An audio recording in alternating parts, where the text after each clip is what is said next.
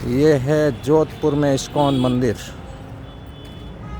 भगवान श्री राधा कृष्ण का मंदिर है और आज राधा अष्टमी है।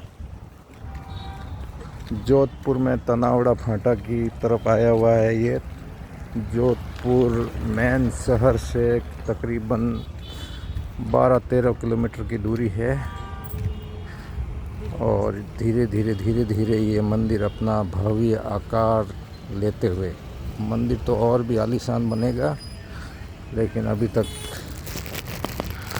शुरुआत है मंदिर की। इस्कॉन मंदिर है जो पूरे वर्ल्ड में लगभग 70-71 इस्कॉन मंदिर है, उसमें इसका भी नंबर आता है। जोधपुर का राधा कृष्ण मंदिर, इस्कॉन मंदिर, भव्य मंदिर बनेगा। मैं पहली बार आया हूँ इतने टाइम से।